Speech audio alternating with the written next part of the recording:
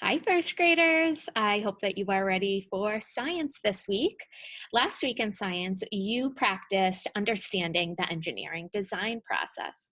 If you didn't get a chance to complete that lesson, that's okay because we will review what the engineering design process is today. So, you might have a little hint that we will be starting a new project. It's going to be totally different than the Bobby Dropper. So, for those of you that remember that lesson, get excited because this lesson is going to be even better. This is actually the funnest lesson all year.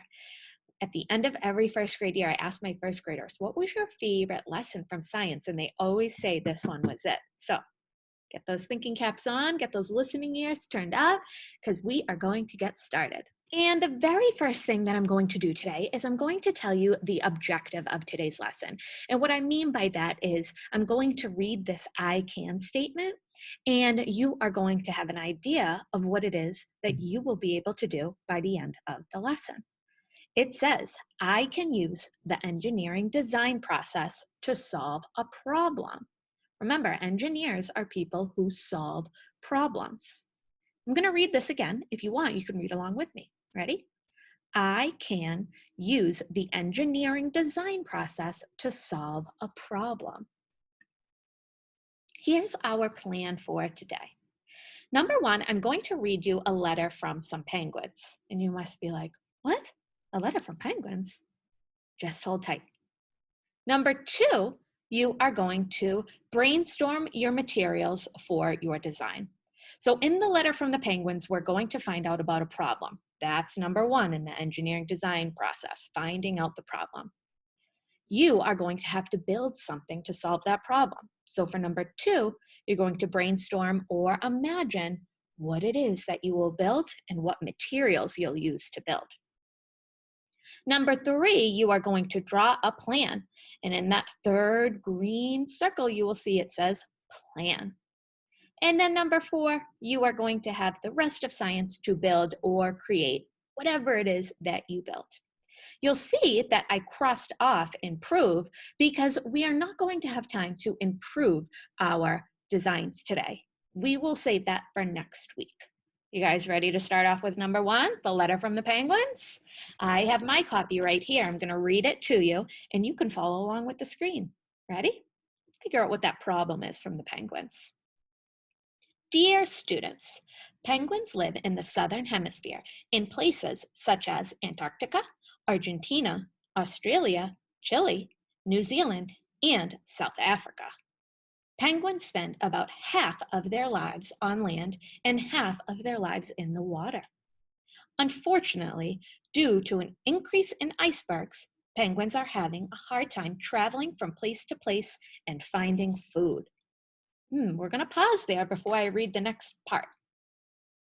Unfortunately, due to an increase in icebergs, penguins are having a hard time traveling from place to place and finding food. That is the problem. So now that we know the problem, we need to figure out how are we going to solve the problem? Why don't you think about that? How could you solve the problem? And if you need extra think time, you can pause the video. When you're ready to hear how we're going to solve this problem, press play. I'm going to read the next part of the letter. It says, your STEM challenge is to build a penguin raft to help penguins travel easier in the water. You will have 30 minutes to complete this task or to complete this challenge. In order to successfully complete the challenge, your raft must float. Good luck. So we know what the problem is. We know that we're going to solve that problem by creating a penguin raft. And there's a few different challenges that we have to get around. You have 30 minutes to complete this, and it has to float in water. Ooh, this is going to be tricky. So some of you must be thinking, raft? What on earth is a raft? Maybe you've heard the word before, but you can't really connect it to a picture. Let me show you what rafts might mean to you.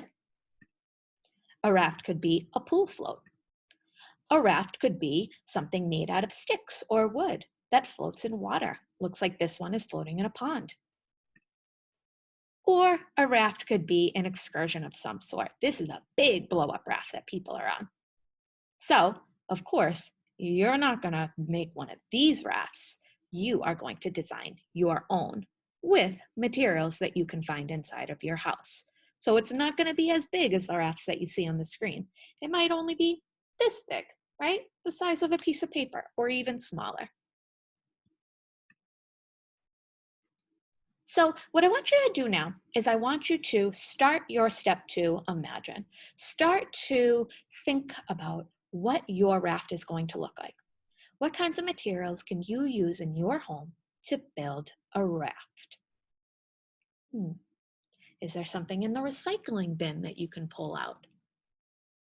Maybe some aluminum foil? Could you use straws? Could you use paper? Take a couple minutes to think about how you are going to build a penguin raft. Press play when you're ready to move on.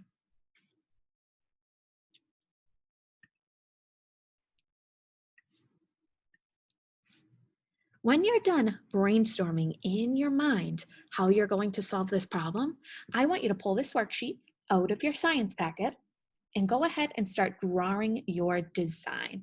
Take up this whole big box to draw your design. Please make sure that you label your picture and that if it's going to have color, that you color it in and that you tell me what materials you're going to use. This step is very, very important, so take your time here. Pause the video while you're drawing your plan and then press play when you are done. Take as much time as you need. All right, boys and girls, I wanted to show you what my penguin raft is going to look like. I plan on using plastic straws and tape to keep the straws together. And you'll see that I labeled that I'm going to use 5 plastic straws and that the tape is going to go on either end and I'm going to wrap it all the way around. When you're done with your plan, please glue it into your science journal. And don't feel like you should copy Miss Millerick's. This is just my idea, and these are just the materials that I have in the classroom. You can use whatever you want. All right, boys and girls, moving on to step 4 of the engineering design process. It's called create. And I told you a few times already, this is the most exciting step of the engineering design process because this is when you get to go build. So remember, using any materials you want, anything that you can find inside of your home, you are going to start creating your penguin raft. Use your plan that you just glued inside of your science journal to help you. It should look like you're drawing. And you will have the rest of science to do this part.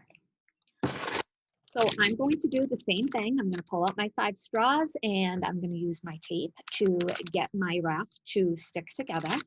I actually have these little penguin cutouts, so I'm going to glue mine on top of my raft when I'm done. And then I'm going to fill this bucket up with water and place my raft inside and see if it floats. Because remember, that's the most important part of the challenge, is that your raft actually floats.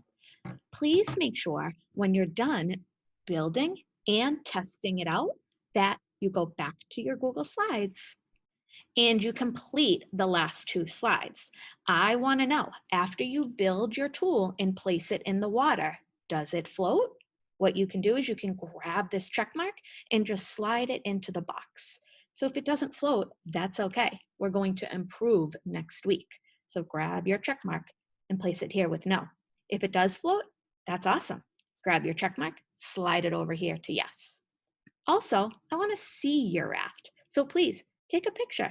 I hope that you guys have fun with this lesson. I already know that you'll enjoy it, and I can't wait to hear what happens. And please remember, don't get discouraged. If your raft doesn't come out that great, or it gets soaking wet, or it falls apart, or it doesn't float, that's okay. We're going to learn about how to improve it next week. All right? Bye, first graders.